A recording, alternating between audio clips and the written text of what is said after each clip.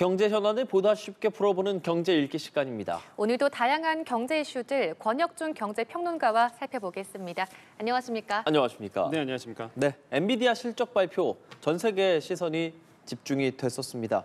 어떻게 나왔는지 먼저 말씀해 주실까요?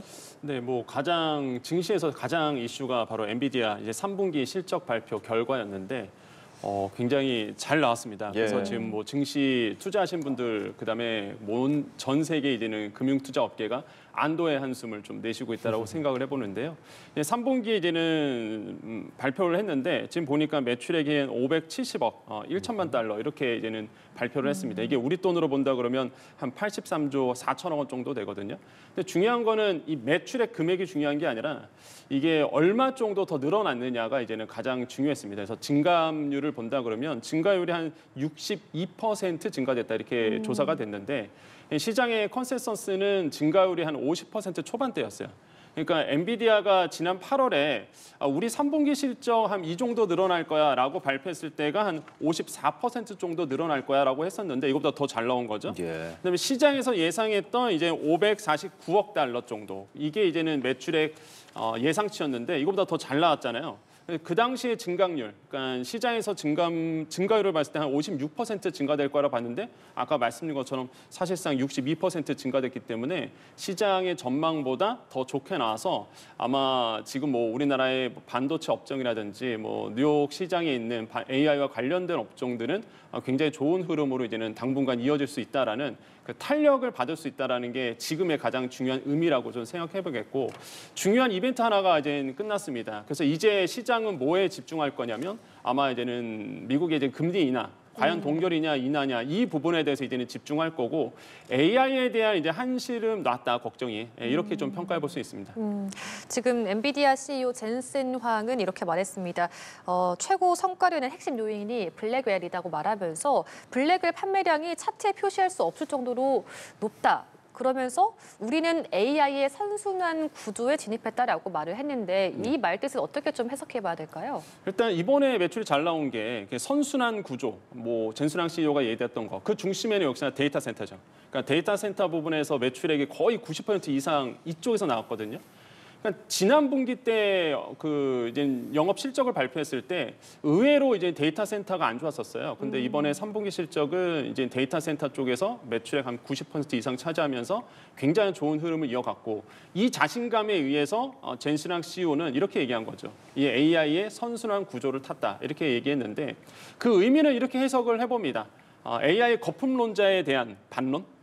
거봐라, 니네가 틀렸지? 내가 맞았지. 이런 의미라고 생각해보는데 대표적으로 이제 마이클 버리라고 해서 그 금융위기 때 이제는 풋옵션을 해서 공매도를 통해서 이제는 큰 수익을 벌었죠. 한마디로 그 영화도 나왔었죠 또. 그래서 이제는 미래를 예측했다. 그래서 유명해진 분인데 이분이 최근에 이제 풋옵션을 걸었습니다. 한마디로 이제는 주가가 떨어져야지만 수익을 내는 상품에 과도한 이제 금액을 베팅을 했거든요. 지금 금액을 보니까 이제 팔란티어라는 종목의 만기일이 27년도 1월 달로 해서 규모가 500만 주고요. 이게 행사가가 $50입니다. 근데 이 종목이 현재 뉴욕에서 165달러에 최근 거래가 됐거든요. 그러니까 풋이라는 건 뭡니까? 이 금액보다 떨어져야지만 마이클 버리는 돈을 법니다. 한마디로 계속적으로 주가가 하향해야 되거든요. 지금 $50의 행사가를 걸었는데 지금 165달러. 한참 많이 떨어져야 됩니다. 그러다 보니까 계속적으로 이런 안 좋은 악재들을 계속적으로 드러내고 있는 거고 엔비디아로 가볼까요? 이 마이클 버리 같은 경우는 엔비디아를 27년도 이제 12월 만기로 해서 이제 풋옵션을 걸었는데 이게 100만 주고요. 행사가를 110달러 이렇게 이제는 행사가를 정했습니다. 그런데 지금 현재 186달러거든요. 그러니까 110달러보다 밑으로 내려가야 돼요, 무조건. 그래야지만 그만큼 차익만큼 마이클 버리는 돈을 법니다. 무슨 얘기냐? 계속적으로 이 AI 거품이라는 걸 드러내야 되고 이게 정말로 AI 거품이 돼서 종목 자체가 팍 빠져야 되는데 지금 보니까 실적이 너무 잘 나온 거죠. 그러니까 이제 마이클 버리한테 저는 얘기한 것 같아요. 거봐라, 너가 틀렸다. 내가 맞았다. 이러면서 괜히 딴지 걸지 말아라. 이런 어떤 의도로 AI의 이제 선순환 이 이제는 구조화됐다. 앞으로 계속적으로 잘 나올 거다라는 그런 의미로 아마 젠슨왕 CEO가 이런 말을 하지 않았을까라고 보고 있고요. 아마 지금 이제 풋옵션으로 들어가신 분들은 뭐랄까 지금 간담이 서늘해질 예. 것 같은. 왜냐하면 이거는 막대한 사실 110만 주 엄청난 물량이거든요. 100만 주, 500만 주는. 그래서 과연 어떻게 될지. 예, 물론 만기는 있지만 좀 더 이제는 지금 아마 좀 AI 거품에 대해서 확신을 걸고 있는 분들한테는 굉장히 지금 두려운 한 해가 되지 않을까 이번 연도가. 이렇게 생각을 해봅니다. 네, 젠슨 황 CEO는 자신만만합니다. 4분기 매출액도 650억 달러로 전망을 한 상황이고, 자 장중에 뉴욕 증시 그로 인해 좀 많이 상승을 한 거죠. 네, 실제 뉴욕 증시는 이제 기대감이죠. 일단 뭐 뉴욕 증시 끝난 다음에 실적 발표가 나왔지만은 그래도 일단은 뭐 엔비디아에 대한 기대감이 있었기 때문에 주가는 올랐고요. 이게 이제는 실적 발표 나서 우리 장이 시작을 했잖아요. 역시나 이제는 삼성전자와 SK하이닉스 같은 경우에는 크게 지금 오르고 있고요. 지금 삼성전자 같은 경우에도 지금 보니까 뭐 5% 넘게 오르고 있고, 뭐 제가 들어오기 전까지 봐도 SK하이닉스는 4.5% 정도 이렇게 계속 오르고 있거든요. 역시나 우리나라의 AI 관련해서 반도체 종목들은 좋은 흐름을 이어가고 있습니다. 근데 참 재밌는 거는 올랐잖아요. 오르고 예. 있는 중입니다. 역시나 개인분들은 차익 실현 또 내놓고 아. 있죠. 그러니까 항상 빠질 때 사시고요. 오를 때 팝니다. 예. 그러니까 굉장히 영악해졌다 이렇게 전 표현을 해요. 예, 그래서 과거 코로나 시대 때 동학개미 운동 그 당시에 한 번 더 있었는데 그 공부를 많이 하신 것 같아요, 확실히. 그래서 굉장히 얄밉게 잘 움직이시는 것 같아요. 그래서 이제는 떨어질 때 사고 이제 오를 때 차익 실현하면서 계속적으로 이렇게 좋은 흐름을 개인 투자자분들이 좀 이어가고 있는 것 같습니다. 그래서 이런 점들은 뭐 칭찬할 만하다라고 좀 말씀을 드리겠고, 지금 이제 개인분들은 팔고 있고 외국인과 기관들이 이제는 매수를 하고 있는 패턴이라서 이러한 패턴은 앞으로 당분간 이제 계속될 거라 보여지고요. 이번에 엔비디아가 이제는 실적 발표가 잘 나왔습니다. 그러면 우리 시장에 미치는 영향을 좀 본다 그러면 일단 에이펙 정상회의 통해서 우리나라의 그 AI에 대한 훈풍이 불었었잖아요. 사실 뭐 미국과의 뭐 GPU에 대해서 과감한 투자를 하겠다는 얘기도 많이 있었는데, 그러다 보니까 당연히 SK하이닉스, 삼성전자는 당연히 훈풍이 불 거고, 또 하나가 네이버죠. 그러니까 네이버 같은 경우에는 엔비디아와 이제 피지컬 AI에 대해서 이제 얘기를 나눈 상태입니다. 그러면 이런 종목들은 뭐 엔비디아가 이제 확실하게 모멘텀을 탔기 때문에 이렇게 에이펙 정상회의 그 근처에서 약속을 했던 MOU를 맺었던 기업들은 아마 그 좋은 흐름을 당분간 계속 이어갈 거다라는 것이 이제 시장의 전망치고요. 이런 점에서는 굉장히 좀 기대해 볼 만하다. 그래서 예. 저는 이런 생각 해봅니다. 삼성전자, SK하이닉스의 이제 캐파, 그러니까 시설, 설비 능력을 지금 증설하고 있거든요. 이거 시장에서 약간 의구심이 있었어요. 이거 괜히 또 증설하다가 수요가 없으면 예. 과거처럼 그냥 디램 꼴 나는 거 아니냐. 그래서 이제는 공급이 너무 많아지는 거 아니냐. 그래서 좀 의구심이 있었는데 이번에 엔비디아 실적 발표하고 나니까 지금 삼성전자 같은 경우에는 지금 평택 공장에 대해서 한 60조 원 이상 더 투자하겠다고 얘기한 상태고, SK하이닉스는 용인 클러스터죠. 여기에서 보니까 600조 원까지 더 늘리겠다 이런 얘기했거든요. 이게 이제는 처음엔 의구심이 있다가 지금은 엔비디아 실적 보고 충분히 가능하겠다. 시설 설비 더 늘려도 수요가 탄탄하겠다라는 이제는 확증을 받은 거죠. 이런 점들은 이번에 엔비디아가 실적 발표가 왜 중요한지 그 뒷받침을 하고 있다라고 생각을 해봅니다. 예, 지금 이렇게 뭐 삼성전자, SK하이닉스의 주가가 계속 올라가고 탄력을 받고 있는 상황이다 보니까 이제 주식을 사기 위해서 투자자들이 빚을 많이 내고 있다고 해요. 네. 그 비투하는 규모가 각각 좀 얼마나 됩니까? 상당합니다. 이게 지금 AI 쪽, 그다음에 반도체에 대한 지금 많은 분들이 관심이 많잖아요. 그래서 우리나라 개인 투자분들이 지금 삼성전자, SK하이닉스에 대한 신용거래 융자를 계속적으로 하고 있습니다. 그러니까 지금 누적을 봤더니 삼성이 1조 한 4천억 원 정도 신용거래 융자 누적 잔액이고요. 그다음에 SK하이닉스가 1조 한 1천억 원 정도 이제는 누적 잔고가 있는데, 이게 지난달 대비해서 삼성전자는 41%나 더 신용거래가 늘어났고 SK하이닉스 같은 경우에는 43% 정도 이제 늘어났습니다. 근데 이게 참 재밌는 게 줄지가 않아요. 그러니까 한마디로 개인 투자분들이 이제 증권사로부터 이제 빚을 낸 거죠. 그래서 이제 SK하이닉스나 삼성전자를 이제 빚내서 이제는 매수를 하셨는데, 최근 들어와서도 이 흐름은 계속 유지가 되고 있습니다. 근데 재밌는 거는 이번 달 들어와서 주가가 그렇게 좋지 않았거든요. 예, 삼성전자, SK하이닉스가. 예. 예, 이번 달 들어와서 삼성전자는 오히려 빠졌고요. SK하이닉스 같은 경우는 상승률이 1.97%밖에 안 나왔습니다. 그러니까 계속적으로 비투는 하고 있는데 이번 달 들어와서는 그렇게 좋은 흐름을 이어가지 않았어요. 그럼에도 불구하고 계속적으로 빚을 내서 하고 있다는 예. 얘기입니다. 그래서 개인 투자분들의 정말로 공격적인 이런 매수세가 여기서 드러나는 거예요. 주가는 좋지 않은데 이번 달 들어와서요. 근데 계속 비트를 하잖아요. 그러니까 너무 공격적이다. 근데 왜 이렇게 공격적으로 갈까? 그러면 누가 신용거래 융자 잔고를 내서 이거를 자꾸 비트를 할까? 어떤 분들일 것 같아요? 처음에 주식하신 분들은 빚내서 안 합니다. 누가 하냐면 이미 시장에서 놀고 있는 분들이 하세요. 근데 왜 시장에 이미 삼성전자와 SK하이닉스를 투자하신 분들이 왜 또 빚을 낼까라고 본다 그러면 지난달에 너무 재미를 본 거죠. 그러니까 지난달에 삼성전자 같은 경우가 28% 올랐고요. SK하이닉스 같은 경우에는 10월 달에 61% 올랐습니다. 이런 마음이 들겠죠. 내가 한 1,000만 원 투자했는데 너무 많이 오른 거예요. 그렇죠. 근데 나는 더 이상 돈이 없는 거예요. 난 더 투자하고 싶은데. 이거 어떡하지 하다가 마이너스 통장 뚫고 그것도 안 되니까 이제는 증권사로부터 이제 돈을 빌려서 이렇게 신용거래를 통해서 이제 또 들어가신 분들이 많아요. 실제 이게 개인 투자자분들의 패턴이거든요. 그렇죠. 예, 좀만 더 하면 더 많은 수익을 벌 것 같고. 그래서 이제 많은 분들이 지금 현재 이렇게 신용 거래가 늘어나고 있다라는 거죠. 근데 여기서 또 하나의 포인트는 뭐냐면 과거 같았으면은요 이런 현상이 일어납니다. 이제 반대 매매도 일어날 수 있어요. 주가가 옆에 빠집니다. 보통 우리가 그 증거금을 갖다 한 140%는 사실상 증거금이 있어야 되거든요. 그러니까 무슨 얘기냐? 내가 예를 들어서 1,000만 원 투자했는데 주식 가치가 1,400만 원이 돼야 돼요, 무조건. 만약에 주식 가치가 1,400만 원 이하로 된다 그러면 일단은 증거금 부족으로 인해서 반대 매매가 들어옵니다. 주식회사, 그러니까 증권사들이 팔아버리죠, 내 주식의 일부를. 그러면은 사실상 이제는 이게 주가가 안 좋아질 거라 그러면 겁나서 못 해요. 예, 증거금을 140% 유지를 해야 되기 때문에 그럼 겁나서 못 하는데 그럼에도 불구하고 들어가잖아요. 이 뜻은 뭐냐면 확신이 있다는 얘기입니다.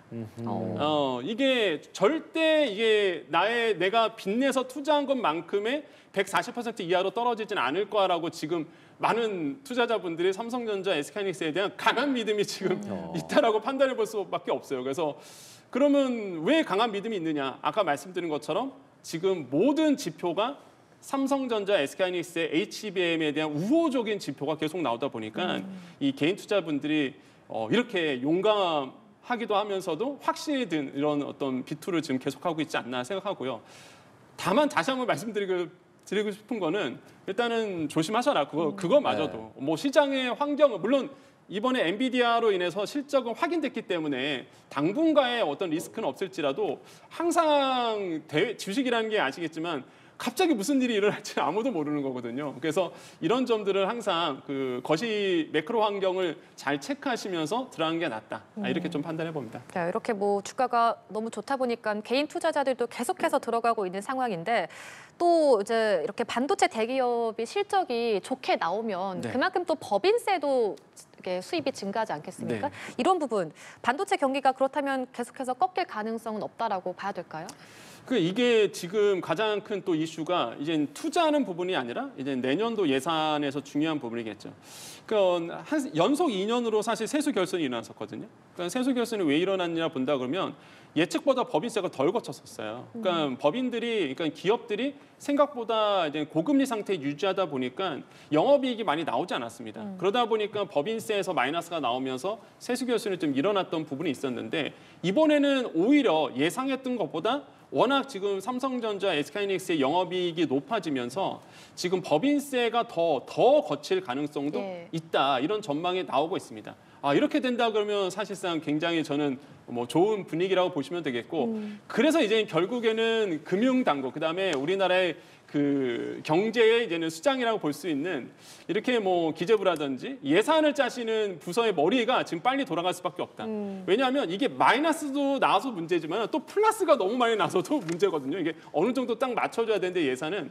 그래서 이런 것들에 대해서 아마 굉장히 고민이 될 것 같아요. 그래서 과연 지금의 시장에서 예상하고 있는 거 뭐 법인세 86조 원이 과연 넘어가느냐 이런 부분도 관심이 있고 지금 또 시장에서는 이런 얘기도 나오거든요. 이게 지금 SK하이닉스랑 삼성전자랑 내년도 영업이익이 이게 거의 한 200조 넘어갈 수도 있다. 뭐 이런 얘기 날도 나오는데 과연 그게 현실화될지는 뭐 모르겠지만 어쨌든 간에 그 정도의 지금 강한 기대는 지금 뭐 반도체 기업, 특히 반도체 기업에게 걸고 있는 것 같다. 이렇게 생각을 해봅니다. 간단하게 하나 더 여쭤보고 싶은 게 이제 결국에는 이 주식과 또 환율도 또 같이 생각을 해봐야 되거든요. 외국인 투자자도 있고 우리도 사실 미국 주식 투자하시는 분들도 많고 이제 이 정도 환율은 어떤 일종의 뉴노멀이라고 보고 계십니까? 그러니까 저는 지금 보면 한 1,500원대 선까지 이제 늘어났는데 일단 지금의 1,460원대, 1,450원대에서 계속 왔다 갔다 하고 있습니다. 지금 상황을 본다 그러면 이게 뉴노멀이 될 가능성이 굉장히 큰 거죠. 그러니까 고환율 상태가 계속적으로 유지가 되고 이게 우리나라의 환율의 당분간의 기조적인 흐름이 될 것 같다라는 생각이 많이 듭니다. 그래서 저는 저번에도 한번 말씀드렸지만 제일 걱정하는 게 돈이 좀 있으신 분들은 사실 고환율 상태에서도 오히려 즐기십니다. 일단 미국 투자해갖고 이제 배당 달러로 받아서 그게 또 우리나라 환율로 계산하면 더 많은 이익을 누리거든요. 그렇겠죠. 그러니까 이제 돈 있으신 분들은 뭐 고환율 상태에 있던지 저환율 상태에 있던지 돈 버는 건 똑같아요. 근데 문제는 이제 서민들이 문제라는 거죠. 서민들은 투자할 여력이 없거든요. 일단 기름값 올라갑니다. 기름값 올라가면 내가 타고 다니는 차 기름값 더 내야 되잖아요. 우리나라의 모든 공산품 기름 안 들어가는 거 없습니다. 기름값 높아지면 물가 다 오르거든요. 이런 것도 문제고요. 그다음에 식료품값 다 올라요. 또 환율 때문에. 그래서 저는 이제 서민들에 대한 배려 이런 것들이 정부가 이제 고환율 상태에 간다 그러면 이거를 인정한다 그러면 이 서민들에 대한 이제 배려 정책들이 좀 더 나아져야 되지 않나. 뭐 예를 들어서 할인 쿠폰이라든지 서민들이 조금 저렴하게 물건을 살 수 있는 이런 어떤 환경들을 좀 만들어 주는 것이 지금의 어떤 정책적 배려지 않을까 생각을 하고요. 다시 한번 말씀드리지만 1,450원대, 60원대는 계속적으로 아마 제가 봤을 때는 유지가 될 것 같다라는 좀 생각을 해보겠습니다. 예, 한편 또 주제를 좀 넘어가 보면 중일 갈등이 또 심상치 않게 전개가 되고 있습니다. 지금 중국이 일본 여행 자제를 권고했어요. 그러면서 가장 타격을 받을 수 있는 산업이 또 관광업계이지 않습니까? 중국 항공업계가 무료로 비행기표 취소해줬다라고 하는데 현재 상황이 좀 어떻습니까? 일단 지금 일본은요, 우리나라 연구에 들어갔습니다. 어떤 연구냐? 한한령 연구에 들어갔어요. 그러니까 지금 그때 어땠나 이렇게 그렇죠. 네. 중국이 우리나라 사드 문제 때문에 사실 한한령을 걸고 우리나라를 굉장히 제재를 했었습니다. 일본이 지금 똑같은 상황이 지금 일어난 거고 한일령이 이제 발동이 되면서 관광이라든지 그다음에 수산물이라든지 모든 걸 지금 다 막고 있거든요. 그래서 일본 지금 재계가 우리나라 지금 한한령 그 당시에 있었던 거를 배우려고 연구를 하고 있다 이런 얘기도 나와요. 그래서 지금 상황을 본다 그러면 일본에 지금 압박하고 있는 게 크게 두 가지인데 일단 첫 번째로는 여행객입니다. 지금 일본에서의 중국의 여행객이 1위입니다. 제일 많아요. 그걸 이제는 중국이 지금 막고 있는 거고 이게 지금 규모로 본다 그러면 상당하더라고요. 지금 1월부터 9월까지의 중국인 관광객이 소비한 금액을 봤더니 1조 한 6천억 엔. 그러니까 우리 돈으로 본다 그러면 15조 원 된다고 얘기하고요. 연간으로 따진다 그러면 2조 엔입니다. 한 19조 원 정도를 일본에서 쓰고 있다고요. 이거를 이제는 막아버린다는 거죠, 중국이. 그러면 이제는 일본 경제에 영향을 줄 수밖에 없고 지금 일본 경제연구기관에 의하면 일본에 만약에 이대로 간다 그러면 일본의 GDP의 0.3에서 0.4%포인트 정도 하락시킬 수 있다.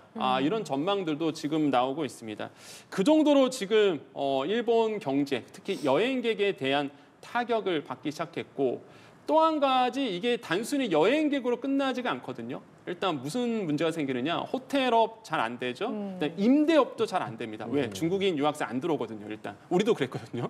그러면 뭐가 문제가 생기냐면 일본의 리츠 상품들. 그러니까 금융 상품 중에 리츠 상품, 부동산에 투자하는 상품이 있거든요. 요거 충격을 먹을 거예요, 분명히. 예, 그래서 금융업계도 지금 발칵 뒤집힌 상태다. 이렇게 보시면 되겠고 그러다 보니까 우리가 그 당시에 받았던 한한령, 아직 한한령 해제 안 됐습니다. 그렇죠. 그럼에도 불구하고 조금 늘어나고는 있지만 그래도 일본에 대한 이런 한일령이 발동이 되면서 아마 경제적으로 큰 타격을 받을 수 있다는 전망이 계속 나오고 있습니다. 마지막 하나만. 그러면 우리 입장에서는 오히려 좋아.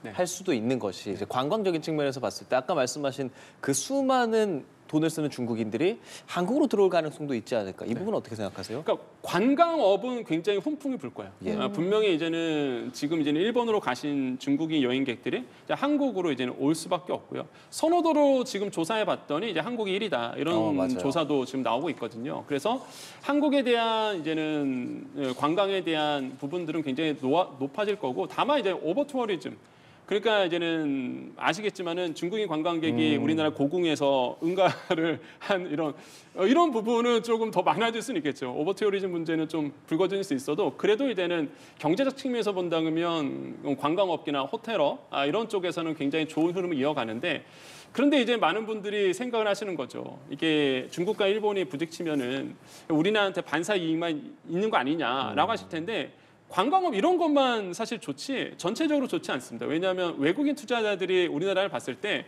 중국, 일본, 한국 같은 거예요. 어차피 동아시아를 하나의 그 섹터로 봅니다. 경제 섹터로 보기 때문에 중국과 일본이 안 좋아지고 부딪히면은요 우리나라에 대한 그 리스크에 대한 프리미엄이 높아져요. 그러니까 여기다 투자하면 안 되겠다는 생각이 들거든요. 서양의 이제 투자자분들, 서구권 같은 경우는 그러다 보니까 이게 오래 가는 건 좋지 않다라고 생각을 해보겠고 제가 제일 걱정하는 거는 그 아시겠지만은 이제는 무력 분쟁이 지금 현재 중국이 무력 분쟁 행사에 나섰거든요, 사실. 그래서 무력에 대한 행사를 나섰기 때문에 혹시나 그러면 안 되겠지만 만약에 이제 국지전 상태로 혹시나 이제는 간다라고 본다 그러면 제가 봤을 때는 뭐 반도체 다 필요 없습니다. 뭐 AI 다 필요 없어요. 일단 외국인들 다 빠져나갈 거기 때문에 그렇기 때문에 그런 사태까지는 절대 일어나지 않아야 된다라고 말씀을 드리겠고 혹시나 비슷한 유형의 일이 일어난다 그러면 빨리 본인의 주식 계좌를 한번 열어보시는 것이 좀 현명하지 않을까. 그래서 다시 한번 말씀드리면 중국과 일본의 분쟁은 사실 좋은 섹터도 있지만 전체적으로 본다 그러면 우리 입장에서는 결코 좋지는 않다라고 저는 평가를 해봅니다. 알겠습니다. 오늘 경제 이슈들 권혁준 경제평론가와 살펴봤습니다. 고맙습니다. 네, 감사합니다.